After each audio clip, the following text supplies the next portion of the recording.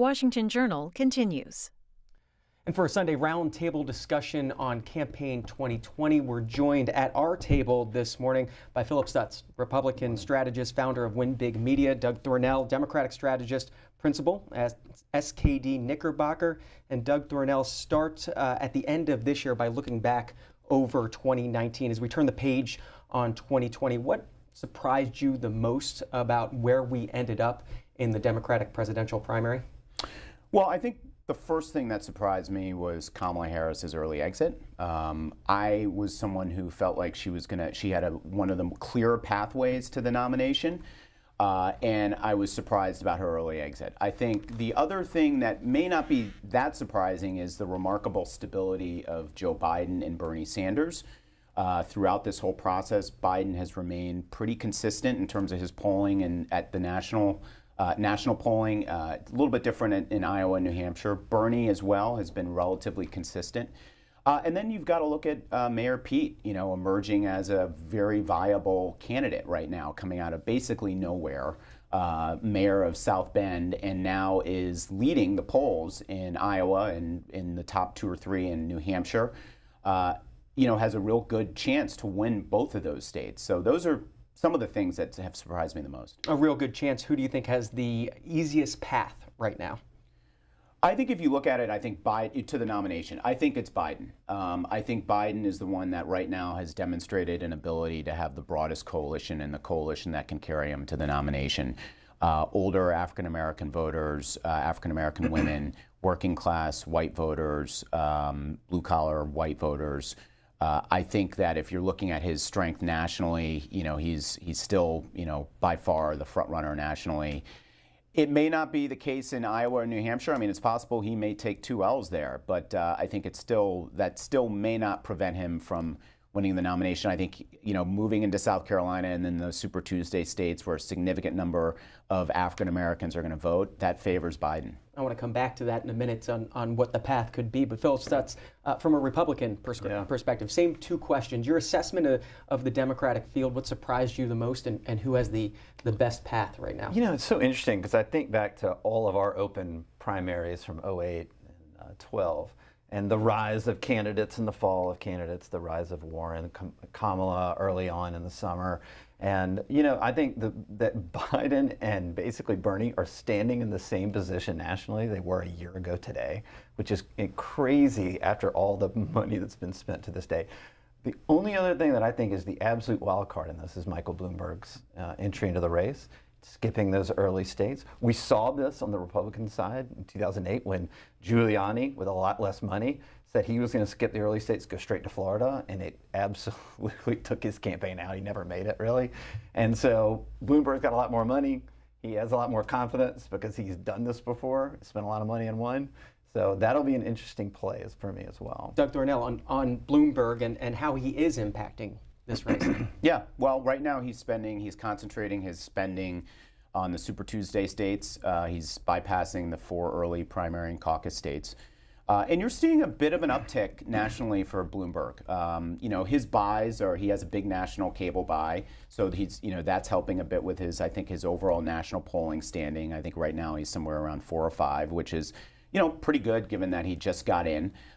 It remains to be seen, though, who he's really hurting, if he's hurting anyone right now. I'm not, everyone sort of thought, well, it would be Biden when he came in, but that's not really clear to me. And I also think Biden's coalition is a little bit different than the voters that would be open to Michael Bloomberg. I mean, right now, Biden's coalition is African-American voters and older white voters, more conservative white voters. I'm not necessarily sure if those are the type of coalition that Michael Bloomberg's going to be able to put together. So I'm not sure who he's hurting right now. It remains to be seen. Phillip Stutts, what is a coalition that a Democratic candidate puts together that you're most worried about?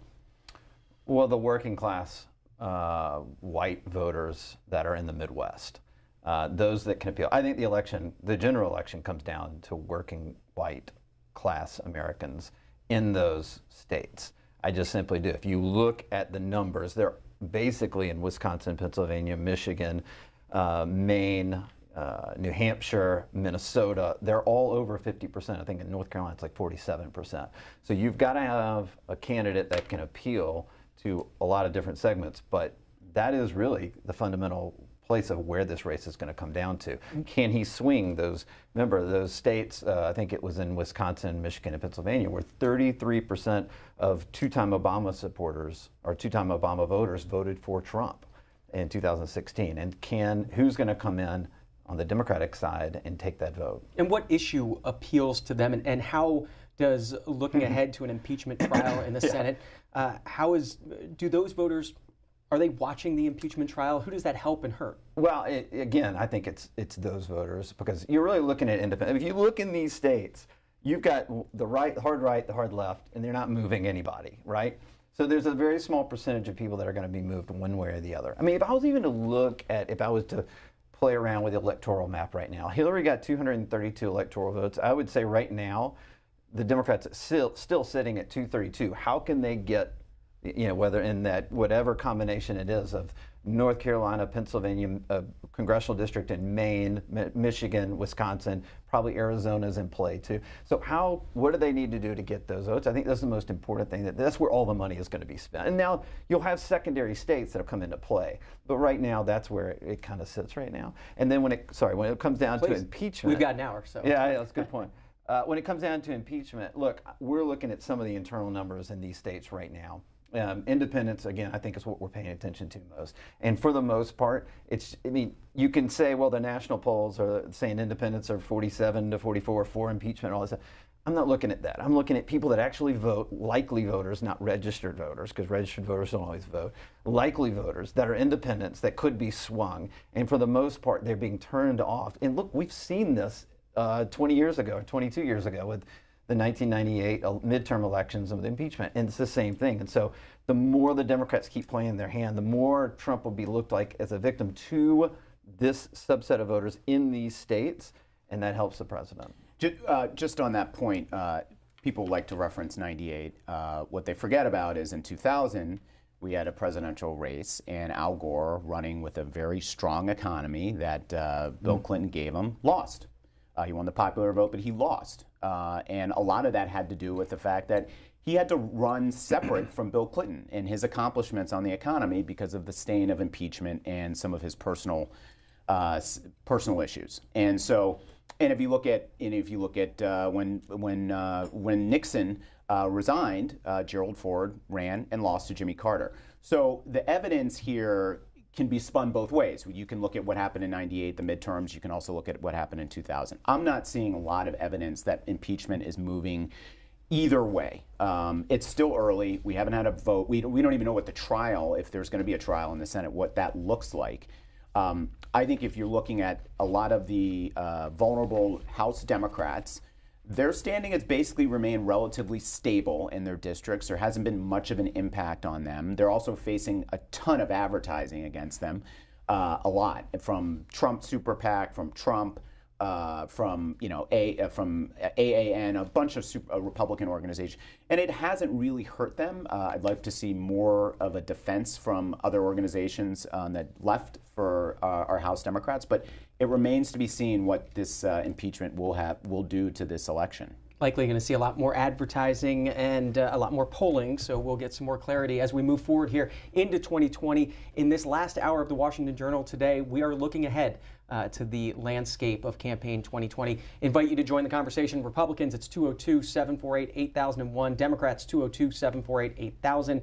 Independents, 202-748-8002. Doug Thornell, Democratic strategist, joining us this morning alongside Phillip Stutts, Republican strategist. This is a segment we like to do at the end of a year, looking ahead to an election year. We'll head to Ellijay, Georgia. This is Joe McCutcheon, a Republican. Joe, good morning. John, love C-SPAN, been calling your great network for 30 years. I know you have, Joe. I think Donald Trump is the best leader in history. I've been a stock market man. My stock portfolio is way up. I've never been so fired up and energized. I'm working 24/7 for Trump. I'm not on paid. I'm just doing it for volunteer but I think he's the best in history. We got great candidates like Marjorie Greene and Rich McCormick running for Congress. So I think we're going to take over the House, increase our majorities in the Senate, and I think Trump's going to win the biggest landslide in history because we've never had an economy like this, John, in my lifetime. My stock portfolio has hit an all-time high. along with the stock market. So I just can't. I'm going to run and sprint to the polls and vote for Donald John Trump. I have never been so fired up, and you do a great job, John, on C-SPAN. You and Steve Scully. You got a great network, and I appreciate all of you. Appreciate you calling in, Joe. Joe, didn't you have a birthday recently? Yes, sir. I was 80 years old, and I walk 4 miles every morning, and I work out in the afternoon, and I'm got to be in good shape to help Donald Trump and David Perdue. Happy birthday to you, Joe. Thanks for the call from LJ, Georgia. Doug Thornell, one thing Joe brings up, he thinks Republicans are going to take the House. Yeah, well, I love the excitement by Joe. I love that. I love that people are getting involved and that they're calling into the show. I don't think they're going to take back the House. They need to win right now about 20 seats. There are four seats that are not occupied by anyone right now that will have special elections. A net gain of 18 at this point, with a 34-vote majority right now. Right, and so I think it's going to be really hard for Republicans. I think the Democratic Congressional Campaign Committee, a place I spent a lot of time, have done a really good job in terms of both raising money. If you look at their fundraising in December, they actually outraised the Republicans when Republicans were trumpeting how great impeachment it was for their fundraising. D-Trip outraised the NRCC. They're frontliners. These are the candidates in the most difficult districts. There's about 43 of them. They're all, I think almost all of them have about $1 million cash on hand, so they are very good financially. They've been able to carve out some independent profiles in their district. And if you look at the last 2 weeks, the irony with impeachment is that, yes, the president was impeached in the House, but they also passed a trade deal. They passed a prescription drug deal. They passed an end-of-the-year government funding bill, and they passed a defense authorization bill.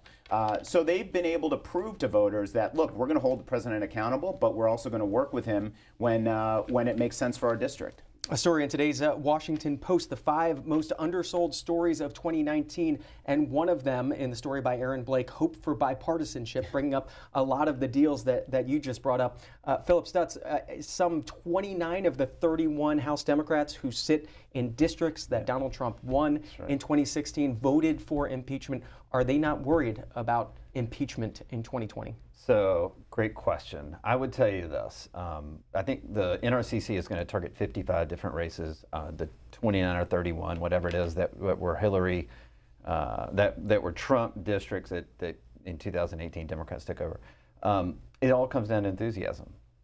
And, we can talk about its economic issues, its healthcare issues, but if you go, and I always talk about internal polls, so if you're looking at campaign polls, the reason I trust them more than I trust for political news media polls is because if we get it wrong, our candidates lose, so we have to be really, really right. And the one issue, if you ask them, any Democrat, why they're voting, what's their top issue, it's not the economy, it's not healthcare, and it's not the environment, it's beat Trump. It's the only thing they care about, which is why you see everybody obviously always slamming Trump. And so can Trump spend enough money, get enough done, tout his record enough to get the enthusiasm up like the Republicans did in 2016? That's going to be the key to the whole thing, whether it's the House, whether it's the net 3 seats the Republicans need in the Senate. Everything comes down to that enthusiasm gap. It's really, really the most important thing. You say we when talking about the election work. Do you want to let folks know what Win Big Media is and what you do as a Republican strategist? Sure, we're an ad maker, digital and traditional marketing company for political candidates.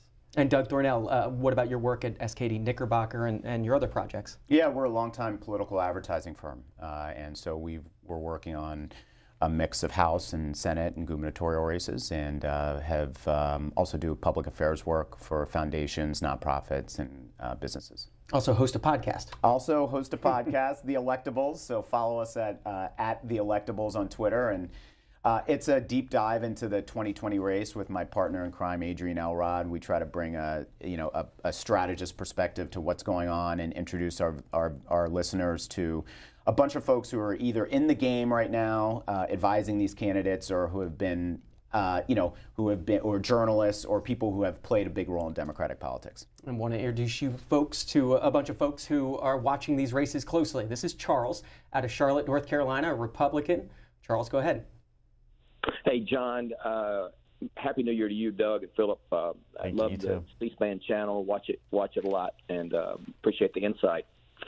I have a question, and then I have a couple comments. The question is, when you see these polls, especially on the major networks and the legacy newspapers, they say a certain percentage of the people are against Trump. Impeachment's affecting them. They want to impeach and they want to run Trump out of office. But it seems to me that there are certain states that are highly populated where every single person in that state, California, New York, maybe other places, could vote against Trump and Trump still win. And it seems like that's my question. I think that when you say that, you need to go micro and try to say, well, yeah, but what do people in these other states, how do they feel? And that's really much more important. And then the other comments are, isn't it the economy stupid if you're better off in 2020 when Trump comes to accept the nomination in Charlotte?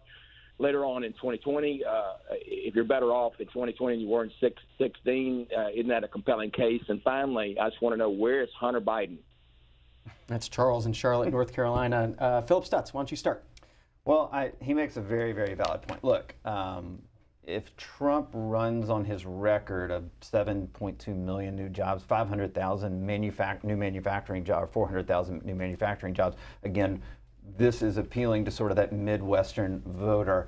If you look at that was the lowest unemployment rate with African Americans, Hispanics, Asian Americans, women, veterans, youth jobs, like the economy across the board is completely insanely good right now. And so they have to tell that story. When you look at these polls, let me address where he was going with that. I tend to agree. You tend to get from the major news networks what the national polls say, and they factor in other states, and they weight the poll a certain way. So let's show where things are right now. Real Clear Politics, the poll of polls. The national polling average has Joe Biden at 28.3%, Bernie Sanders 18.9%, Elizabeth Warren 15.3%, Mayor Pete 8.3%, and so on down the line. You go to Iowa, it's Mayor Pete at 22%, Sanders at 20%, Biden at 18%, Warren at 16%. If you go to New Hampshire, their poll of polls, Sanders at 19%, Mayor Pete at 17%, Biden at 14%, Warren at 13%. How do we read all of this? Pay attention to the early states, because the media will then pick up on who wins those early states, and they'll be the front runners for the moment. And then can they catch the momentum to raise the money?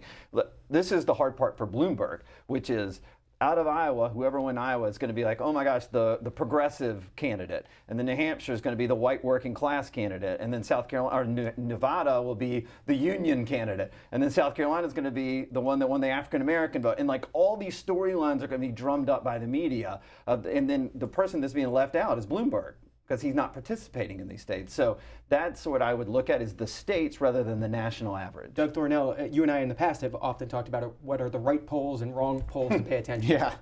What are the right polls to pay attention to? Well, I'm a big believer, and I love 538. I go there, they aggregate a whole bunch of polls, and they actually grade them. And so I direct people there. It's a nonpartisan, obviously a very respected site, and they grade polls based off of effectiveness and their methodology. And to John's point, the caller's point, yeah, look, I think state polls are really important. And when you look at the national polling on impeachment, it's different than, say, in Wisconsin, right? A Wisconsin poll, there was a Wisconsin poll that came out that showed, 40% of people supporting impeachment and over 50% supporting, opposing it. But the other interesting thing about state polls is if you look at the president's performance in 2016 versus his approval number in a whole bunch of these key states that he's going to be running in re-election, he's doing worse now than he is versus his voting, versus what he got in 2016. So that's going to be a problem for him. I also think, yes, the economy is strong. The economy was strong under President Obama. And so one of the things that I have a problem with when we have these political partisan back and forths is that I will admit that the economy is strong now under Bush, but under Trump. But Republicans have to admit that it was strong under Obama too. In fact, his gains, his first 4-year gains, if you look at the Dow Jones, were greater than what Donald Trump has experienced. So, do you think you'll get Republicans to admit that? No, but I mean, I just think it's like part of having an honest conversation in politics. And so, but look, the thing about the economy, though, for Trump is can he be disciplined enough to talk about it? You know, when you look at his Twitter feed, you look at his advertising that, and a lot of the stuff he's doing on social, it's all about anything but the economy. And so if he's going to make this economy the focus of his re-elect campaign, he's got to be talking about it more regularly and consistently. And right now, there's no evidence that he can maintain that message discipline. At the beginning of that statement, you talked about Wisconsin. Let's go to Wisconsin. This is Tim in Westby, Wisconsin, Republican. Good morning. Yes, thank you for putting me on. Here, one caller a little bit ago made a good point that New York and California, there's 65 million voters in them two states. If the Democrats had focused more on 65 million voters in the heartland and the South, where their standard of living is by far the poorest in the country, because they can get 24 senators with 65 million votes in them states, I think, and I'm not for impeachment because it's going nowhere because the Republicans control the Senate. So therefore, I think their focus is completely wrong. They got to start targeting Wisconsin, for instance. The dairy farmers and the crop farmers are really hurting, and Wall Street and Main Street are severely disconnected, I say. So I guess that's my point. Thank you. Phillip Stutts. Yeah, this goes back to what I said. I think Wisconsin is something like 56 or 60% working class white voters. And I think this is where he's talking about. This is the rural voter that feels like they've been left out. And again, think about this. Over 30% in Wisconsin voted for Obama twice and then voted for Trump. Why? Why is that? I don't disagree, Doug, that Trump's numbers aren't as good as they were in 2016. There's also this this is a true fact. People are afraid in the polling to say that they support Donald Trump. We also know that in some of the states we're looking at, in some of these key states, listen, we're not going to get a large number of Hispanic or African American votes. I get that. But it is a larger percentage than we had under Romney. And right now for Trump. And if you can just get enough of those votes and you can carry working class white voters among the states that are in play right now, that's the coalition Trump has to have to win. The caller talked about what Democrats are focusing on. Just want to play a couple ads of within the past week from Democratic candidates to show what Democratic candidates are focusing on. These coming out amid the impeachment vote in the House. This is Joe Biden releasing this ad during that impeachment vote week. American history is not a fairy tale. Thomas Jefferson wrote what many believe to be the most important document in human history. He was a slaveholder. We've never lived up to our American ideals. Jefferson himself didn't. But what he wrote has pulled us towards justice for more than 2 centuries. It's always a fight, and it's a battle that is never fully finished. But if Donald Trump is reelected, he will forever and fundamentally alter the character of this nation. If we give Donald Trump 4 more years, this will not be the country envisioned by Washington. This will not be the nation bound together by Lincoln. This will not be the nation lifted up by Roosevelt or inspired by Kennedy. It will not be the nation that Barack Obama proved bends toward justice. We can't and I will not let this man be reelected President of the United States of America. I'm Joe Biden, and I approve this message. Joe Biden's presidential campaign ad. Here's one more from Senator Bernie Sanders from the past week. My opponents will tell you that campaign contributions from the wealthy and the powerful don't have an impact. Why do you think these CEOs are making contributions? When you make those contributions, you're first in line to get your concerns taken care of. I believe in democracy, not billionaires owning the system. Our campaign is funded by the working people of this country. We need to take on all of the corporate elite. We need a government that works for working families, not just big campaign contributors. I'm Bernie Sanders, and I approve this message. And one last campaign ad from the past week, this from Mayor Pete.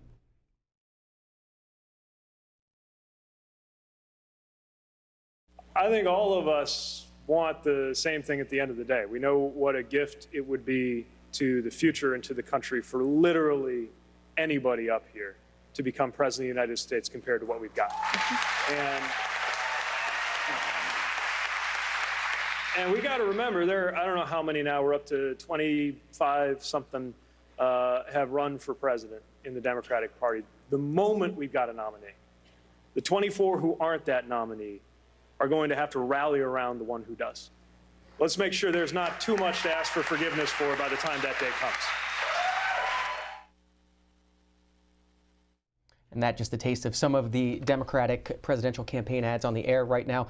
Doug Thornell, your reading of the messages and what plays the best from those ads that we showed.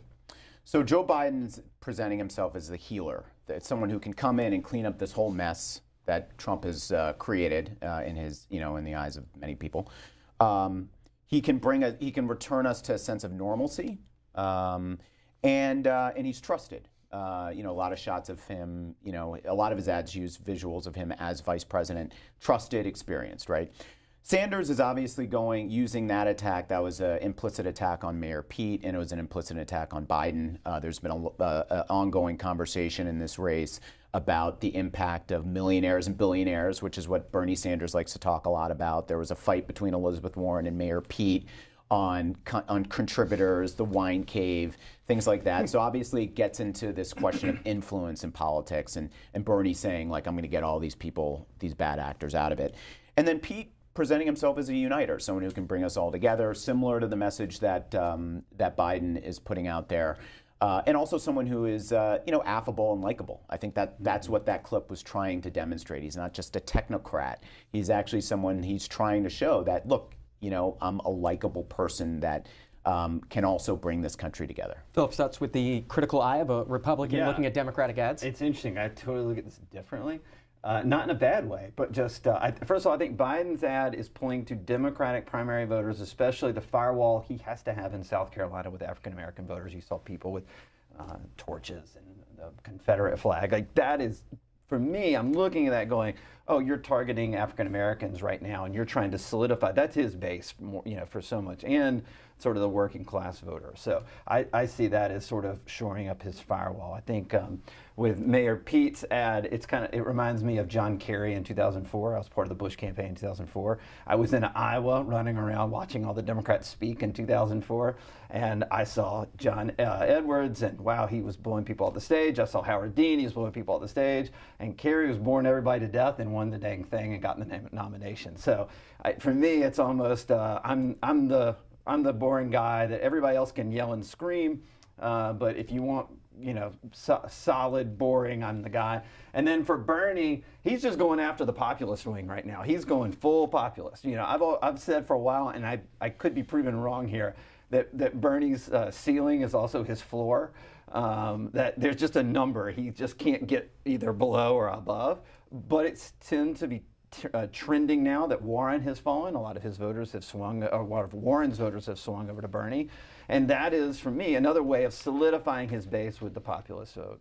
Less than a half hour left in our program and in this segment, Sunday Political Roundtable. Looking ahead to 2020, Doug Thornell with us. If you like what he's saying, give him a follow on Twitter at @DThornell. Phillip Stutts, Republican strategist. It's at Phillip Stutts. And this is Isaac out of Bellingham, Washington, a Democrat. Good morning.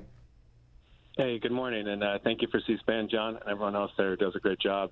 Gentlemen, thanks for joining us this morning.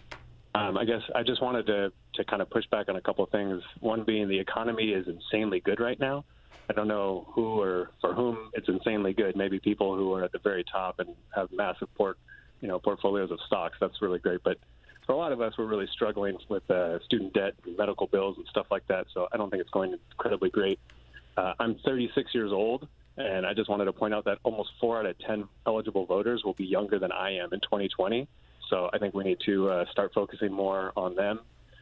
Just also a point of fact, 39.1% is the percentage of white voters that Democratic presidential candidates have gotten since LBJ, since the Southern strategy in the 60s. So it's really not going to make – there's no point in going after these mythical white swing voters. They don't exist. If you read Brown is the New White, it's an excellent book by Steve Phillips. He points out that there's already a progressive majority here. We have 23% people of color progressives and 28% progressive whites. So that's 51% that's using Obama voters as proxies for progressives. And just lastly, I'm just going to point out that the voter suppression in Michigan, Wisconsin, and Pennsylvania was the reason why those states flipped. It was not having to do with white voters flipping. It had to do with massive suppression of African American and Latino and other voters, voter ID, restrictive voter ID laws and such. So, obviously the Electoral College is broken and stupid, but we're stuck with it right now, so we got to keep going with it for one more. Isaac, you bring up a lot of points. I want to give our panel a chance. Phillip Stutts, let you start. Yeah, so the statistics just came back, I think, this week. The bottom 25% of all wage earners in this country had the largest increase in wage gain. I think it was 4.5%. It had been 2.9% was the largest gain they had in the last 20 years, and they had 4.5% in the last year under this administration. So I understand there are pockets of people, and there are exceptions to everything, but the national statistics are what they are. I'm really not at liberty to sit there and talk about like voter suppression. I have no idea what that is. So I do know. We did work in North Carolina and in Florida in 2016 for Trump on a super PAC, and these were states that in large part swung a certain way because of the populist message of the president. And the fact is the coalition the caller mentions, it may exist. You're not going to get 100% of those voters. It's just not going to happen. There's a coalition that you have to get to win. It's just what happens in every key target state. We've been doing target states really since 2000, 2004, where it's like, oh my gosh, there's this pocket of states, and that's all that really matters. And the fact is that Michigan 2 months ago was out of play for Trump, and now it's back in play. Why is that? Well, working class white voters have started moving in his direction. It may be impeachment, it may be the economy. Economy is the #1 issue in Michigan right now. So I don't know what that is. We're looking through that data right now, but I just fundamentally disagree. Doug Thornell, so you're jotting down some notes during that call? Yeah, I mean, look, I think to Isaac's point, the economy for a lot of people, yes, it is marginally improved, but when you're looking at people, when they're sitting around their kitchen table and they're getting their prescription drug bills, they're getting their health care bills, they're getting their energy bills, they're paying a lot more now. So, the cost of living hasn't kept up with the strength of the economy. And so I'm seeing this in races that I'm doing, focus groups, where people are saying, it's just the bills are just too damn high right now. And so that's causing an impact on long-term anxiety that people still have about the economy, how they're going to save for their retirement, how they're going to put their kids through college. So, I think that that's something that's an area where Democrats are going to be able to, prosecute a campaign on the economy. They did this in 2018, where they talked about kitchen table issues. They talked about health care and Republicans' efforts to get rid of the Affordable Care Act, prescription drug prices. And so, I think that that's going to be a place where Democrats have to make this argument that they are better stewards of the economy than Republicans, because, quite frankly, the evidence backs that up. 2018 seen as a place where Democrats ran and won on health care. Can they talk, does impeachment suck up all the oxygen in the room, or is it just because we're about to go into the Senate trial phase and November is still very far away? I don't think it sucks up. I mean, right now, national coverage of impeachment, obviously, it's going to be overwhelmingly focused on the trial and the coverage of what's going on in Iowa and New Hampshire is not going to be what it typically would be. So for a short term, yes, there is going to be more attention on impeachment. But the question is, long term, what impact will that have on the presidential race and then the race for Congress? And I think it remains to be seen. Phillip Stutts, you've got Tom in Harrisburg, Pennsylvania, an independent. Good morning. Hey, Tom. Yes, good morning. Thank you for taking my call. I just think the problem with the Democratic Party, of which I used to be a part of before AOC and these other brainless hijacked the party. But basically, Donald Trump's platform was the Democratic platform back in the 80s and in the 90s. Buy America, America first. President Obama today, if he ran in the Democratic primary, would be with Joe Biden. He could not win the Democratic primary today if Obama ran as a candidate. That's how far left the Democrats have gone. Phillip Stutts. Yeah, I mean, I tend to agree. We're in a weird world right now where Republicans act like Democrats on issues and Democrats act like Republicans. Huh? What issues do Republicans? The Trump does, but I mean, well, the Republican Party's behind him. Yeah, but look, the president has nominated 5 openly gay ambassadors Would that have happened in a 2004 administration? Probably not. And so he signed the First Step Act, which is mandatory minimums, which affect a large proportion of African Americans.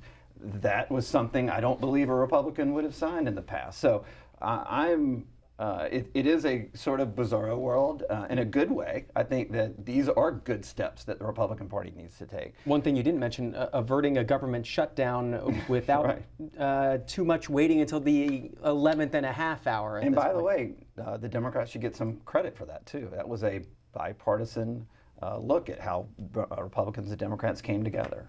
Yeah, I mean, this myth that the party, I mean, that the Democratic Party is being hijacked by the left and moving to the left, I mean, it's a myth. It's not bared out by, if you look at 2018, if you look at the candidates that ran and won all of those House seats, they were all pretty moderate, pretty centrist. The party hasn't become more liberal or more leftist. It's actually become more centered because of the number of new centrist Democrats who have entered the party. I mean, that's talk about some of them that we should know. So 60 freshman Democrats joined the House, about 60, nearly 60. I think it was 58 is the number, on January 3rd. Of 2019. The caller brings up Alexandria Ocasio-Cortez, but there's also Jeff Van Drew and Ilhan Omar. Republican now, was a Democrat when he joined. Yeah. I mean, Max Rose, you've got Finkenauer, you've got, I mean, there's a whole, and you've got Lauren Underwood in Illinois, Katie Porter in California.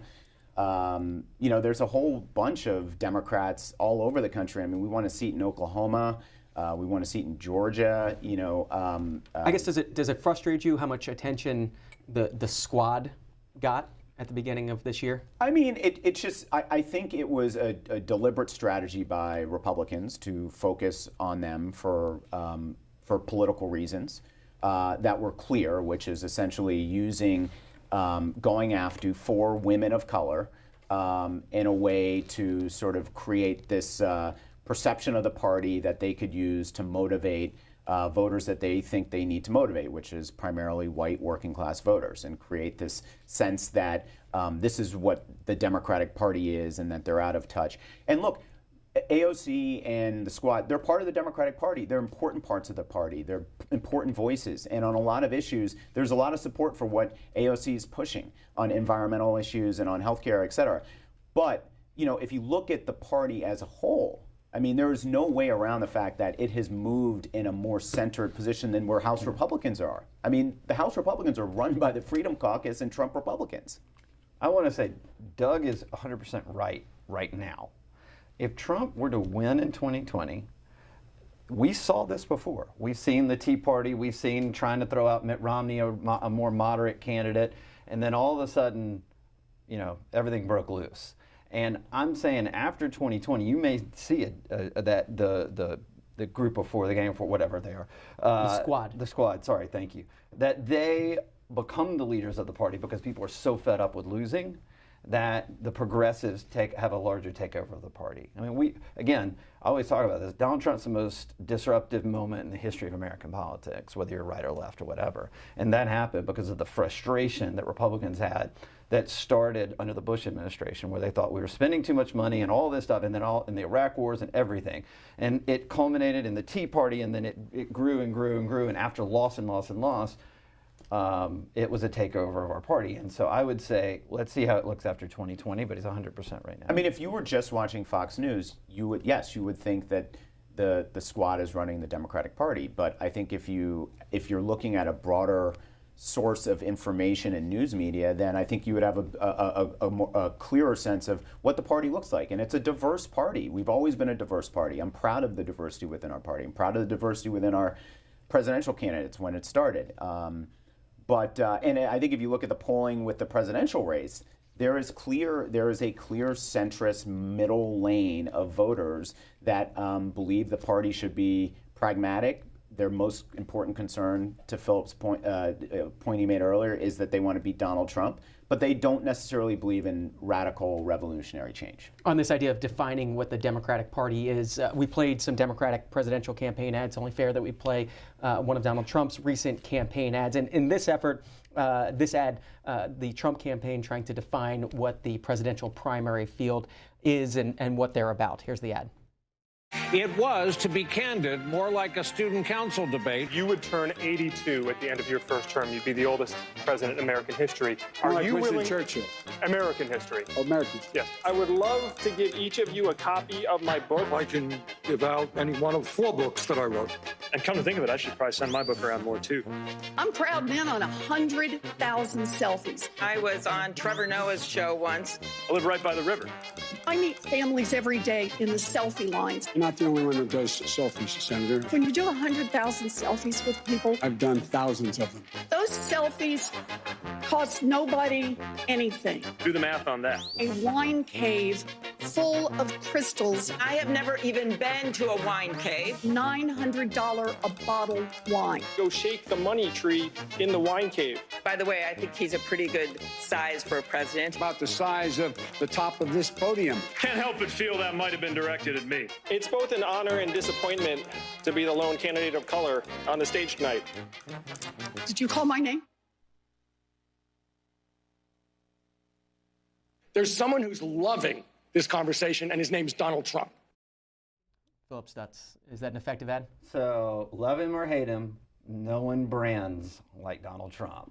I mean, look, 4 years ago, it was low energy Jeb, it was little Marco, right? The guy he knows how to brand. He is a great brand. And that, first of all, I make ads, so let me tell you, what's great about that is you laugh no matter what, for the most part, right? And it all of a sudden, it raises you got endorphins going, you're laughing, you're thinking, the brand that it is inserting into your head is very effective. So they are branding them as characters. That's the whole point. They're not to be taken serious. And let me take even a step back from this. The reason people love to criticize the Romney campaign from 2012, and I always said, you have to understand, Obama spent 5 years running for re-election. The first election, then for 4 years he ran for re-election, right? And then Romney didn't get the nomination until 9 months for election day. So the amount of money that's able to be raised on the Obama side, the amount of brand you're able to put out, the amount of accomplishments you're able to put out, everything you're doing, and then Romney's got 9 months to make a case, basically, to the American people. Well, this is what Trump's doing. Trump's now had 4 years where he's been making the case, where he's got all the money. His super PAC has the money. Back in 2012, the RNC didn't do much because they just didn't have a ton of money. The DNC doesn't have a ton of money right now. In fact, I think they're in debt. There are advantages to incumbency, regardless of party, that we are seeing right now. And the fact that the Trump people are able to run this ad, by this way, the ad right here is to raise money more than anything else and get people excited. I don't think it's going to sway a lot of voters, but it is to get the people that are already supporting him to give money that then they can use to run ads elsewhere. Doug Thornell, I get the sense you want to weigh in. Yeah, well, first of all, I'm not sure this is actually up on TV anywhere. It's too long digital, to be up, right. And so, and it's targeting base Republicans. I mean, this is not a persuasion ad that he's running. This was intended to, as Phillip said, raise money. And all campaigns at the end of debates try to create these, debate moment videos. Pete has one up as well. I don't know how effective this will be for actual available voters. This isn't changing minds, you're saying? I don't think so. I mean, it's a clever, funny thing. We could do, Democratic ad makers, me included, could have as much fun, if not more, just clipping together the crazy stuff that Trump says at his press conferences. Eileen is next, out of Connecticut, Republican. Good morning. Oh, good morning. Thank you, C-SPAN. Thanks for taking my call. I'm just calling because I wanted to hear any comments from your guests about Governor Weld's challenge to President Trump. I know that C-SPAN's had him on a bunch of times, but other than you guys and maybe a little bit on some of the news stations, Governor Weld isn't getting a lot of publicity. I know that there's some states that aren't going to have Republican primaries. Fortunately, I live in a state where there is a Republican primary, and I'll be voting for Governor Weld in that primary. So anything, like I said, about him as a candidate or about not having Republican primaries in every state. Thank you. Eileen, thanks for the call. Phillip Stutts, let you start as I point out the C-SPAN video archives. Bill Weld with 102 videos in the C-SPAN video archives, including his sit-down, his conversation about running for president back on October 25th that viewers can watch. Who? No, I'll listen. Donald Trump has 90% of the Republican conservative support hardcore. Another 10%, it's a very large number. I know it's like, well, don't all Republicans support him? No, that never happens in any race. I believe he'll end up getting that number higher before Election Day. Unfortunately, Weld, who's a good man and has good policy ideas, there's no oxygen for him at all, period. Doug Thornell, do you want to weigh in on this, or you could take No, Eddie? I agree with that. I mean, I think the biggest threat to, I think a threat that the Trump campaign has to worry about is a Weld or, a Republican runs as a third party. And they shave off, half a point in Michigan and Wisconsin, Pennsylvania. What Democrats were worrying about Bloomberg for a while. Well, and you definitely understand this from past elections in Florida. And there's always a third party. There's always a third. I mean, there's a third party. I mean, you take Jill Stein out of the equation in 2016, and likely, we're talking about President Hillary Clinton's re-elect campaign. 10 minutes left in our segment. This is Eddie out of Massachusetts, independent. Go ahead. Good morning, gentlemen. John, just a quick editorial question, if I could. I loved it when you come up with the text line, but lots of times I don't get confirmation on it. I don't know if there's a reason for that or not. But anyways, Eddie, let me just say on that text line, as I understand it, usually there is a confirmation text that comes back to you to say that we received it. But if not, I can certainly look into that. Thanks for bringing it up. It's 202-748-8003 is our texting service that we've just begun in the past couple months here on the Washington Journal. Go ahead. I appreciate that aspect. I get a little nervous calling in. But anyways, my question, as I texted exactly, is contrary to post-election rhetoric, the Supreme Court was not a major issue in the last election. And I really don't hear a ton about it this election either. Two questions to either gentleman. One is why not? And the other one is how many picks do you think might come up before 2024? I don't imagine Ginsburg, I don't think will be, serving at the end of, the next election. And I'm hoping actually that Thomas might actually, if Trump gets elected, might take one for the team and kind of let Trump get, able to nominate that pick too. Thank you. Have a good day, guys. Eddie, thanks for those questions. Doug Thornell, you want to start this one? Yeah, I mean, look, traditionally the Supreme Court has been a stronger device that Republicans have used to motivate their voters, and particularly in Senate races. But also, I think the president used, he came out with his list of people that he would likely nominate to the court back in 2015 or 16, and I think that helped sort of bring in some conservatives who were on the fence. And they have traditionally done a better job of using the court as a political tool than Democrats. But I think now that that may be changing. You're seeing a lot of anti-choice state laws being brought about and moving towards the Supreme Court. That I think is going to be an issue in certain places. And as far as speculating who's going to, retire, I really don't know. I think part that may have to do with who wins in 2020. So I can't really speak to that. Doug's right. It's a huge issue for Republicans. Trump, I think, is nominated and confirmed over 150, maybe over 180 at this point, judges. It is a big issue internally within the Republican Party. It's a great branding tool that we use because it's important to those voters. So we do talk about it within the Republican Party. It's taken very serious. It's very organized. To Doug's point on Trump putting out his list in 2015 or 16, it was a very transparent move. Here's who I'm going to nominate. And it had a big effect. I would tell you, if I was a Democratic strategist at this point, I'd say Democrats would probably gain some traction. It's a good question, by the way, because Democrats would gain some traction by saying, here's my list of judges I'm going to nominate. And I think that would get a lot of press play, and then those people would be somewhat vetted for their, liberal decisions, and then that would benefit the candidate over time. Just about 5 minutes left in our program today. We've had a lot of discussion about Campaign 2020. There's still a lot of campaign you can watch in 2019, and you can watch it on the C-SPAN networks, including today, Joe Biden holding a town hall in Petersboro, North Carolina. You can watch that at 2 p.m. Eastern on C-SPAN, online at cspan.org. Listen on the free C-SPAN radio app. Tomorrow, on Monday, Democratic presidential candidate Andrew Yang holds a town hall at the Public Library in Nashua, New Hampshire. That at 2 p.m. Eastern tomorrow, here on C-SPAN, cspan.org, and on the free C-SPAN radio app. And then on Tuesday, Elizabeth Warren delivering a New Year's Eve speech in Boston. That at 11 a.m. Eastern. Again, here on C-SPAN, cspan.org, and listen to all of this on the free C-SPAN radio app. Back to your phone calls with our roundtable. This is Matthew in Emerson, New Jersey, an independent. Good morning. Good morning. Good morning, gentlemen, and thank you. By the way, it is unfair and unjust that the Democrat Party trashed Tulsi Gabbard, who is a good woman, although I don't agree with her politically.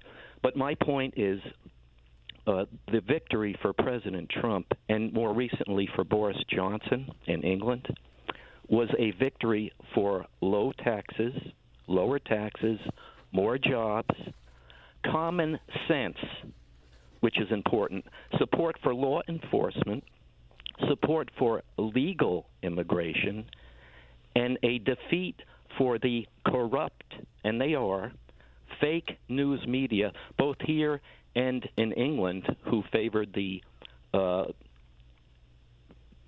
Democrat, their version of the Democrat Party, which lost historic losses, and for a defeat for the Democrats' extreme abortion, allowing babies to be killed while they're in the process of being born, and the Democrats' a defeat for their early release of criminals like California has been doing, and the crime rate has been going up, and the defeat for sanctuary cities like Nancy Pelosi's San Francisco district with their homelessness, drug infestation, crime, and diseases. Matt, you got your point. You bring up a lot of topics, and just about 2 minutes left in our program, so we'll split them between Doug Thornell and Phillip Stutts. Go ahead. Yeah, so I think the Boris Johnson's victory over the Labour Party was, I think, a lot to do with his consistent messaging around Brexit and getting it done. I don't think that things related to sanctuary cities or a lot of the things that were mentioned in that call had anything to do with Boris Johnson's victory. But if you look at some recent elections here in the United States, Democrats won the governor's mansion in Kentucky, a ruby red state. We maintained the governor's mansion in Louisiana. We won total control in Virginia. These are 3 southern states. So, look, I just would caution people making big judgments about specific elections, particularly an election that took place in another country.